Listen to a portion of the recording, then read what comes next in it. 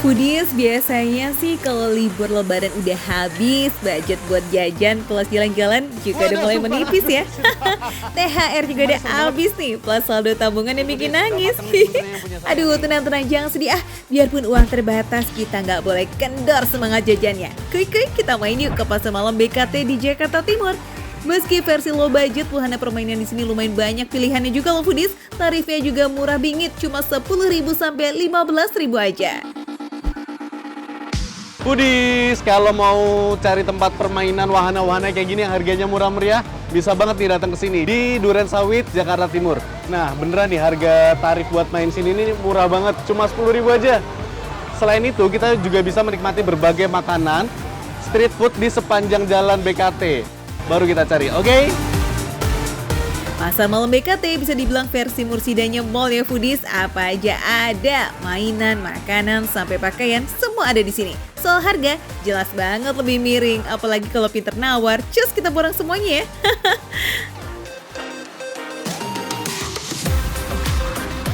Foodies, ini kan sebenarnya pasar malam ya, jadi memang aktifnya tuh mulai ramainya pas malam-malam. Jam segini sore-sore sih masih ya pada bangun-bangun tenda lah. Tapi ada satu nih, kedai yang udah buka sore-sore tapi udah rame banget.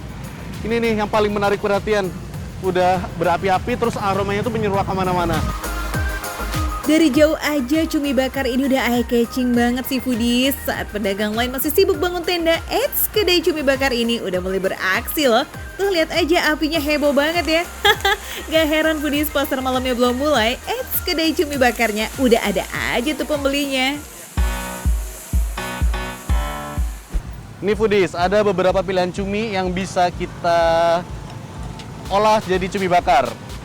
Harganya ini berdasarkan ukurannya, ini yang paling gede 60.000. Nah, karena saya sultan, jadi saya mau yang paling mahal dong. 60.000. Ini kira-kira bobotnya berapa ya Bang ya? Tahu nggak? Hampir setengah kilo nih. Gimana kalau ngabisin sendirian nih kayak gini nih?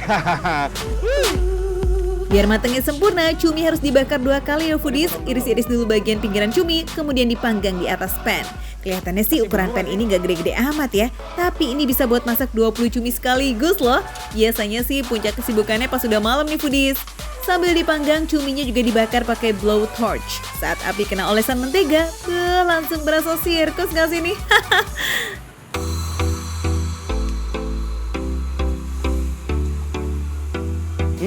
Mari kita coba. Panas nggak Mas? Takut. Au. Wah, ini kayak debu saya. Waduh, sumpah. Aduh, sumpah ini serem banget. Berapa lama nih Mas ininya? Ini kurang lebih 5 menitan kok ini. 5 menit. Kalau dia proses yang udah lebih matang, perubahan warnanya udah ini udah boleh di. Oh, warnanya berubah jadi apa emang? Berubah kan tadi putih jadi hitaman gitu. Udah Mas lanjutin, takut. Agak serem ya Foodies, tapi demi menyajikan cumi bakar yang lazis, ya harus berani beda dong. Di sepanjang pasar malam BKT ini nih, ada juga pedagang cumi bakar lainnya. Tapi kedai inilah Foodies yang pertama jualan cumi bakar, paling senior gitu deh di antara pedagang lainnya. Foodies, kalau dari segi harga sih mungkin memang agak lebih mahal ya daripada street food lainnya di sekitar sini. Bisa, ini mulai paling murah 35.000 tadi ya, paling mahal 60.000. Tapi kalau dibandingin di mall, coba nih, cumi segede ini harganya berapa kalau di mall? Ini cuma 60.000 loh Foodies. Mau buat makan berapa orang juga bisa, mau 4-5 orang bisa ya? Bisa. Udah ngiler nih saya. Next, kalau cuminya udah mateng nih, tinggal diiris kecil-kecil aja Foodies, baru di habis itu dimasak lagi di atas pan. Kali ini nggak pakai atraksi api-api lagi ya. Tadi kan dipanggangnya cuma pakai mentega aja. Nah, kalau udah dipotong-potong begini, dikasih tambahan bumbu barbecue. Tinggal disajikan deh dan disiram lagi dengan bumbu ya. Juga pakai mayones dan sambal. Mau pedas atau enggak, bisa request aja ya Foodies, sesuka kalian. Ini Foodies, seporsi cumi bakar yang isinya banyak banget potongannya. Ini tinggal dimakan, tapi sebelum makan saya tuh tertarik di sebelah tuh ada satu lagi makanan yang menarik. Apa itu? Yuk kita ke sana. Eits, ada apa sih di sebelah? Aromanya itu loh Foodies, bikin ngiler banget. Aroma vanila khas kue bakal mengundang siapapun yang lewat di depan kedai ini nih. Nah, ini nih Foodies yang menarik perhatian selain si cumi bakar tadi. Judulnya Japanese Pancake. Ini mah biasanya ada di mall nih Foodies. Ini ada di street food BKT. Keren banget ya sih ada Japanese pancake di sini. Kedai Japanese Pancake ini baru buka di tahun 2022 ini nih foodies. Hitungannya masih baru banget ya. Tapi karena cuma ada satu penjual pancake ala-ala Jepang di sepanjang BKT, jadinya kedai ini rame banget tuh foodies. Masih sore aja yang beli udah rela nunggu tuh pancake-nya mateng. Untung gak butuh waktu lama nih foodies buat bikin Japanese Pancake ini. Kalau adonannya udah selesai dituang ke cetakan, tinggal ditutup terus tunggu deh selama 3 menit. Belum matang foodies, belum. Dibalik satu persatu. Oh begitu, bawahnya udah coklat ya. Habis dibalik, tutup lagi dan tunggu dimasak 3 menit lagi ya. Total masaknya sih nggak sampai 10 menit, tapi kalau yang ngantri lagi banyak, ya tetap harus sabar. Saya nunggu di sana aja Mas ya. Boleh.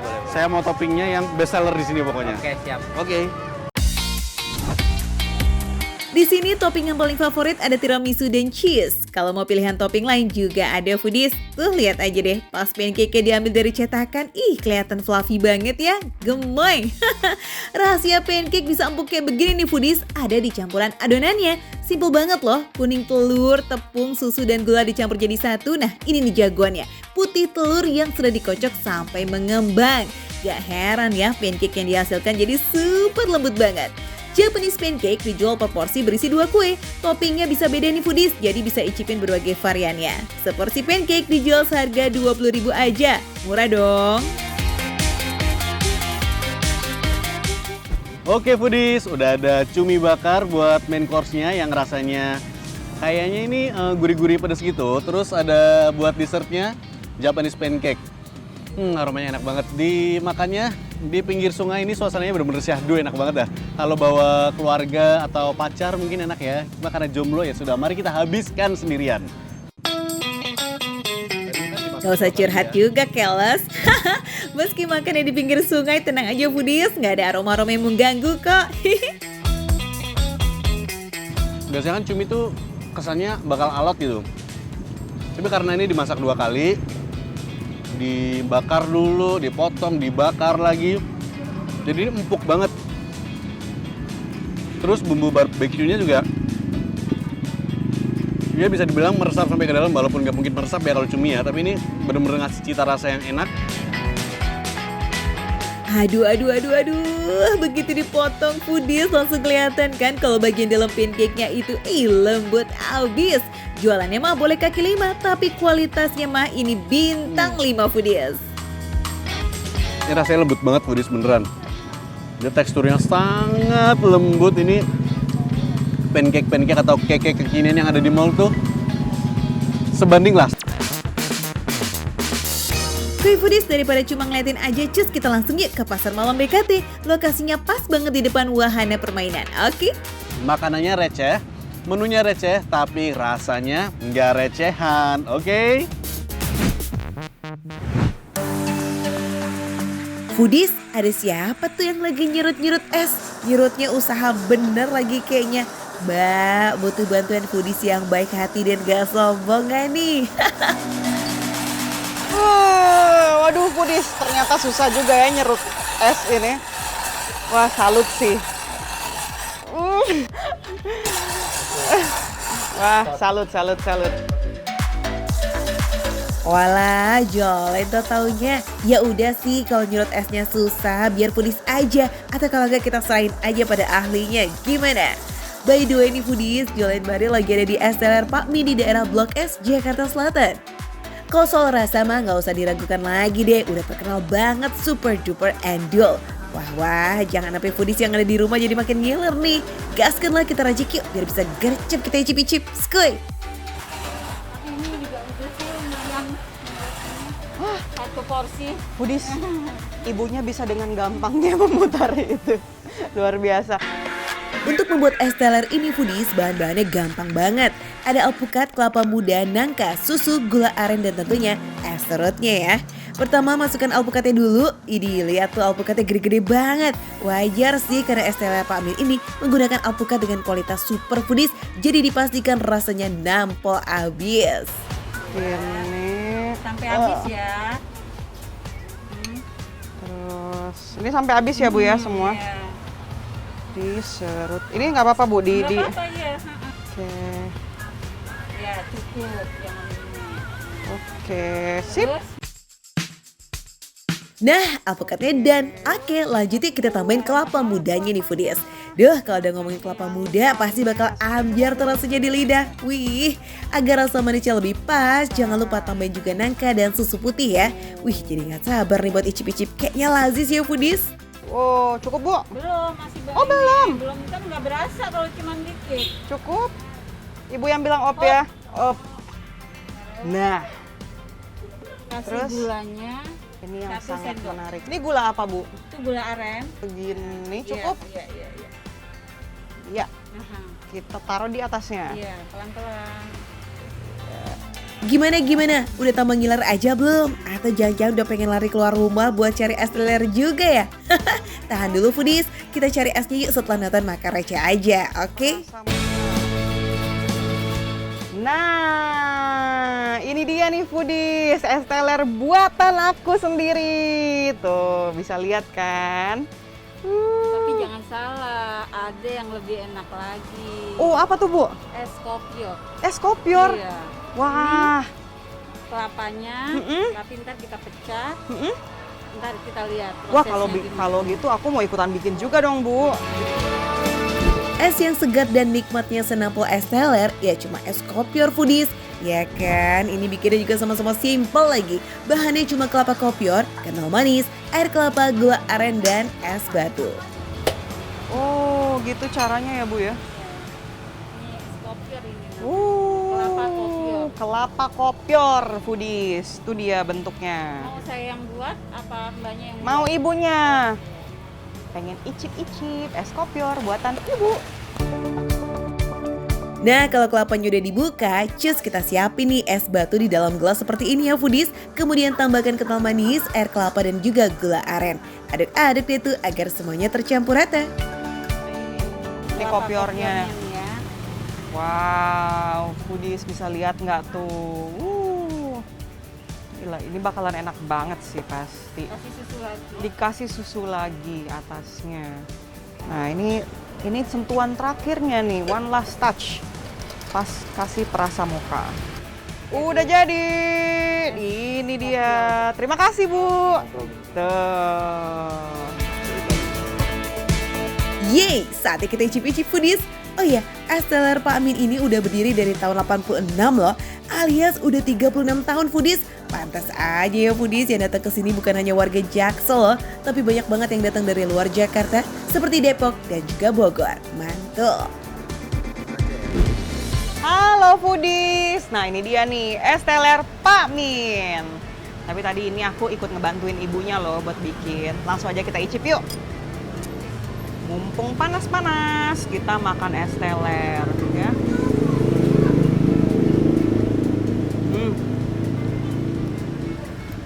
Kuahnya enak banget. Terus ini kayak perpaduan antara gulanya, si gula aren tadi, sama santannya tuh kayak manis tapi ada gurih-gurihnya gitu loh. Duh, baru kuahnya aja udah lazis bet nih foodies. Cus, gaskan nih alpukatnya jalanin. Ini kira-kira lebih yahut gak tuh? Kita cobain si alpukatnya tadi. Ini, Bu, tadi ini alpukat apa, Bu? Alpukat super.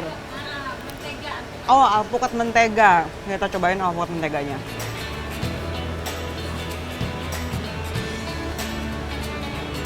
Enak banget. Karena kebetulan aku memang suka banget alpukat. Jadi, wah, ini sih best. Namanya alpukat mentega udah pasti nikmat benar foodies, apalagi kalau versi supernya. Manis iya, lembut dan lumer di mulut juga pastinya. Alpukat mentega super emang ya, beda gitu loh. Nah bukan cuma alpukatnya aja nih yang kualitas super, kelapa muda dan nangkanya juga dipilih dari kualitas yang terbaik. Kata Pak Amin sih agar rasanya nggak berubah nih foodies, dan emang bener aja sampai sekarang tuh para pelanggannya tetap setia loh datang ke sini karena memang foodies rasanya nggak pernah berubah. Wow. Aduh, kelapanya kayaknya sebelum masuk ke sini tuh kayak udah direndam sama air kelapa ya. Jadi memang rasanya juga beda, kayak manisnya tuh beda banget sama kelapa-kelapa yang biasanya. Ini kayaknya resep rahasia Pak Min nih.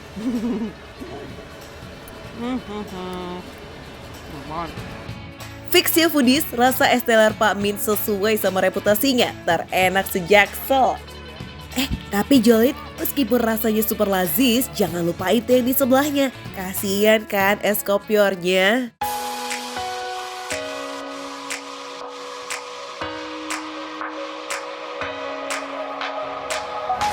Cobain dulu. Wah, rasa kelapanya tuh benar-benar berasa. Terus aku nggak tahu ya, kayak menurut aku satu hal yang bikin beda dari es kopior lain tuh karena si perasa mokanya tuh benar-benar berasa gitu. Ini enak banget loh. Foodies, daripada ngiler ngeliatin, mending cus aja yuk kita langsung ke es teler Pak Min di Jalan Bira 2 Blok S, Jakarta Selatan. Soal harga, masih ramah banget di kantong kok foodies, cukup modal 20 ribuan aja kita udah bisa minum es dengan porsi yang jumbo. Kuy, serbu yuk! Makan receh, menu receh, tapi rasa nggak recehan.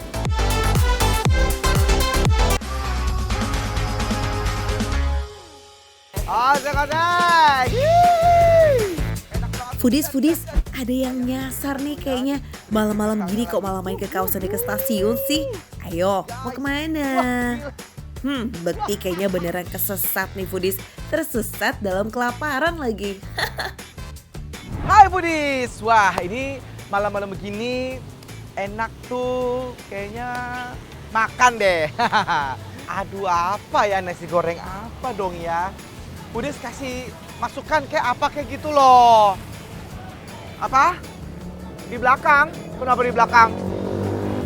Nasi goreng bistik. Lah iya bener ini nasi goreng. Terima kasih loh foodies. Nasi goreng bistik. Nah, aduh suaranya keras banget ih. Bistik banget. Oh itu berisik ya. Bekti emang jaganya plesetan ya foodies. By the way, siapa nih yang kalau malam hari suka dirusuhin sama perut yang kelaparan? Nah, ini kayak cocok banget deh buat kalian yang suka nyari kuliner malam-malam. Nasi goreng bistik Kang Aji, tipe-tipe nasgor anti mainstream gitu loh foodies. Nih kita ikutin aja yuk sama Bekti, kuy. Jadi inilah ya guys ya, yang menarik dari nasi goreng bistik ini. Kalau aku lihat sih ini kayak barbecue sauce ya, cuman kalau ini adalah butter ya, butter sauce. Nasi goreng pakai potongan ayam tepung ditambahin butter sauce. Waduh, ini sih kenikmatan tiada tara namanya ya. Yaudah daripada kelamaan mending langsung aja deh Bekti, kita bikin nasi goreng bistiknya. Cus! Nah foodies, pada dasarnya proses pembuatan nasi goreng di sini sama kayak nasi goreng tek-tek pada umumnya. Pakai bawang merah, bawang putih, cabai, garam, penyedap rasa, dan yang bikin makin gurih nih, pakai kecap ikan. Semuanya digongseng pada wajan ukuran yang besar.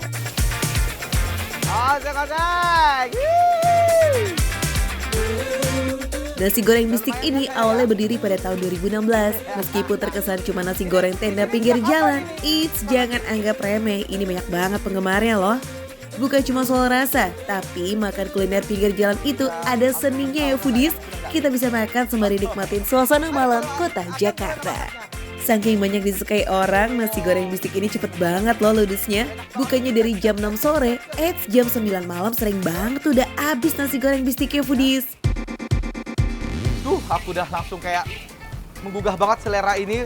Wanginya itu loh, walaupun pakai masker ya. Wanginya tuh loh, wah. Oh, hey. Nah, pelengkap nasi gorengnya nggak cuma potongan ayam tepung aja nih foodies, tapi ada juga keripik kentangnya. Ini asik gak tuh?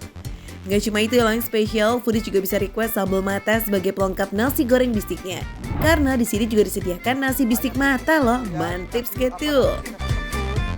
Dan ini nggak kali-kali sebanyak ini Kang. Dikasihnya, wow. Keripik kentangnya lagi,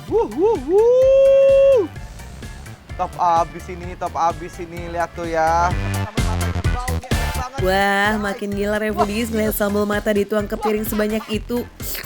Jadi makin gak sabar nih pengen coba-cobain. nasi goreng bistik. Wuh, Kang Aji. Selain nasi goreng bistik, Foodies juga bisa icip olahan bistik lainnya. Ada bistik rica yang gak kalah endes dari nasi goreng bistik yang di Foodies. Daging ayam yang digunakan juga masih fresh dengan balutan tepung kriuk yang renyah. Plus taburan sambal rica ini loh yang pastinya pedes banget, tapi pedes-pedes nikmat. Hihi, ajil.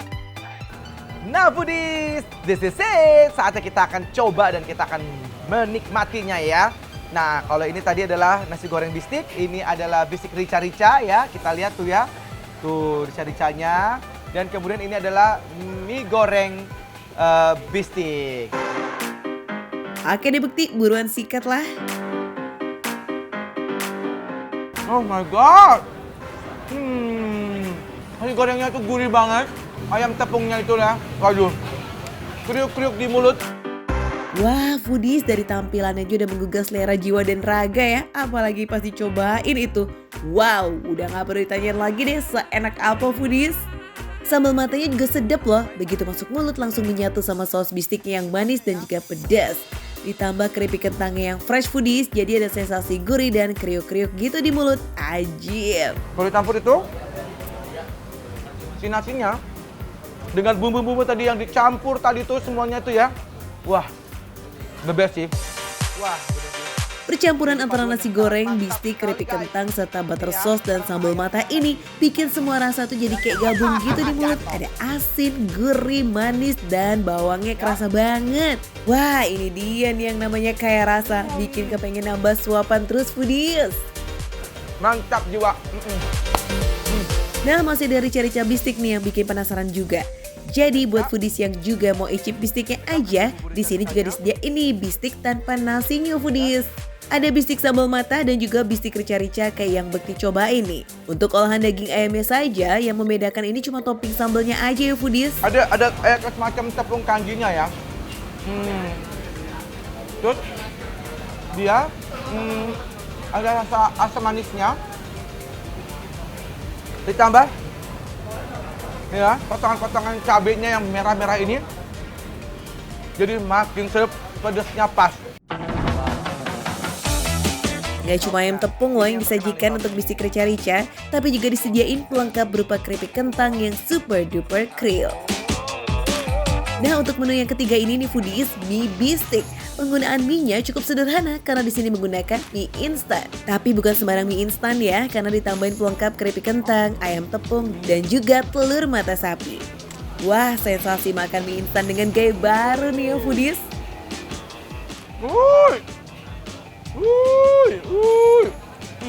Yang mie instan itu tuh, itu juga enak kan, gurih banget, ya.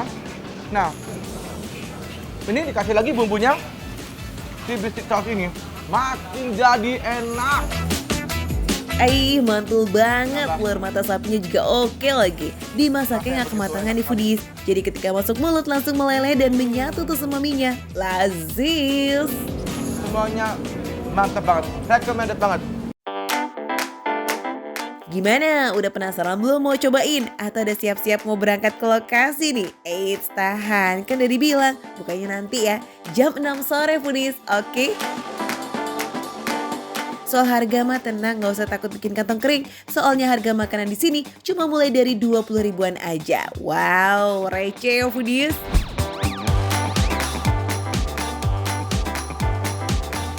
Aduh, alhamdulillah. Gila tuh, 3 piring. Hampir habis semuanya. Bener-bener enak ya. Jadi sajikan terus. Makan receh, menu receh, tapi rasanya nggak recehan. Sampai ketemu lagi. Bye-bye.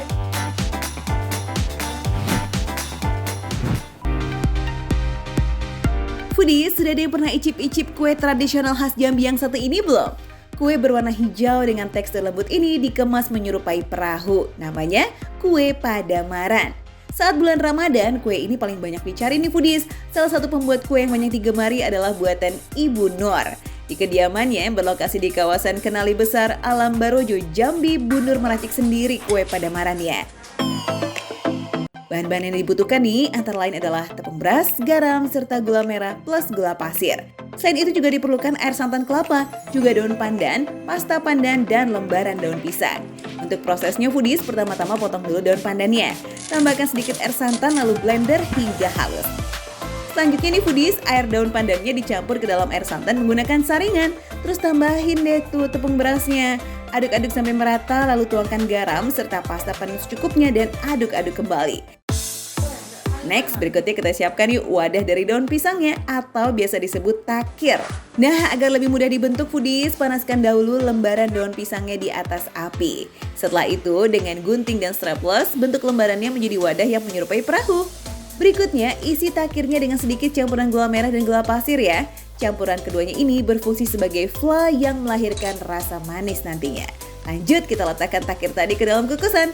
Terus tuang adonan kuenya ke dalam takirnya ya foodies. Masak adonan dengan api sedang selama kurang lebih 25 menit. Nah, ketika matang, kita angkat deh dan sajikan. Oh ya, dalam membentuk lembaran daun pisang menjadi persegi panjang ini nggak boleh asal-asalan loh ya. Sebab jika salah, bisa-bisa adonan kuenya nanti bocor tuh ketika dikukus foodies. Saat kue ini dinikmati, cita rasa manis dari irisan gula merahnya itu loh terasa pas banget lidah. Nikmat. Berkat santan kelapanya yang diolah baik, bikin tingkat kegurihan kue ini jadi luar biasa banget dalam setiap gigitan. Gawatnya lagi nih, mulut pun jadi ketagihan ngunyah foodies. Meski bentuknya tidak terlalu besar, peminat kue ini menjangkau berbagai kalangan, mulai dari anak-anak, remaja, hingga orang dewasa. Rasanya gimana, Bu? Manis, ini ada gula merahnya. Oh, di dalamnya ada gula merah ya. Lihat manis enak gitu, Bu ya. Iya. Di bulan Ramadan, Padamaran termasuk kue yang paling laris manis. Seperti di lapak kue tradisional yang terletak di depan Polsek Jelutung, Kota Jambi ini. Di sini, tiap hari nih foodies tidak kurang dari 200 potong kue Padamaran ludes kejual sebagai santapan buka puasa. Kalian juga mau nggak?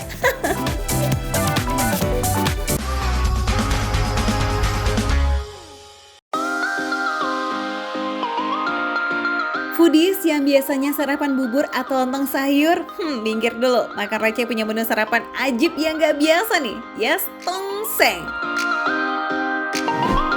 Halo foodies. Ya, ini sekarang saya lagi berada di daerah Tanjung Duren nih foodies nih. Nah, saya dapat info kalau di sini tuh ternyata ada warung makan buat nyarap dan enak. Ini yang uniknya adalah sarapan kita hari ini adalah tongseng. Nah, bukanya itu dari pagi.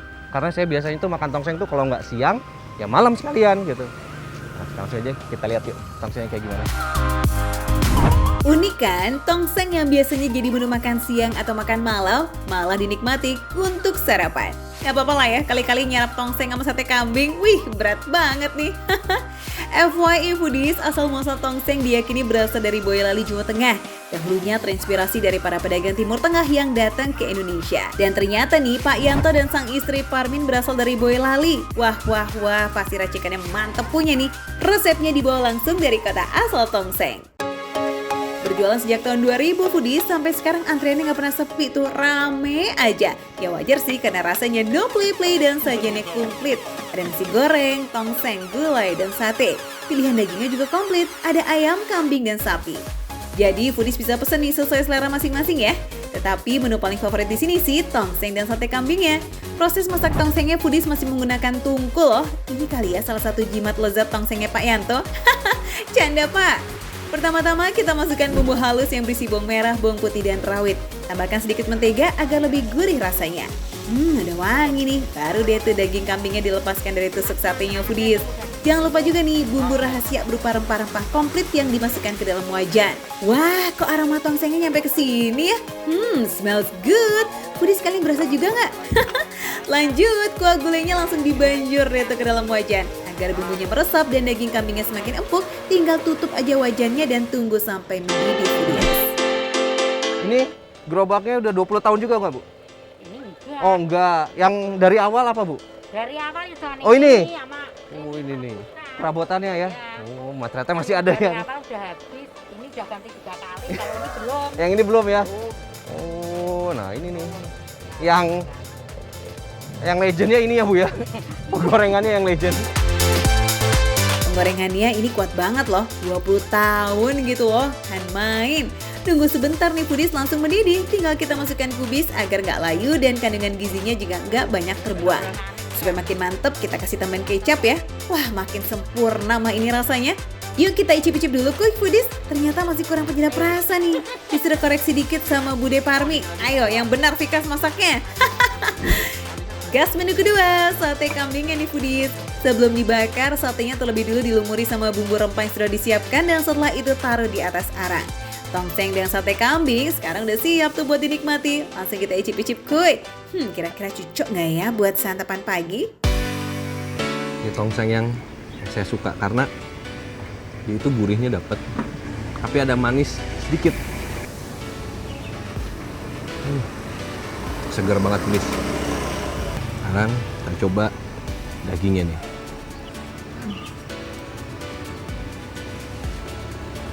Aduh, empuk banget dagingnya. Aroma perangus khas kambing itu nggak dapet.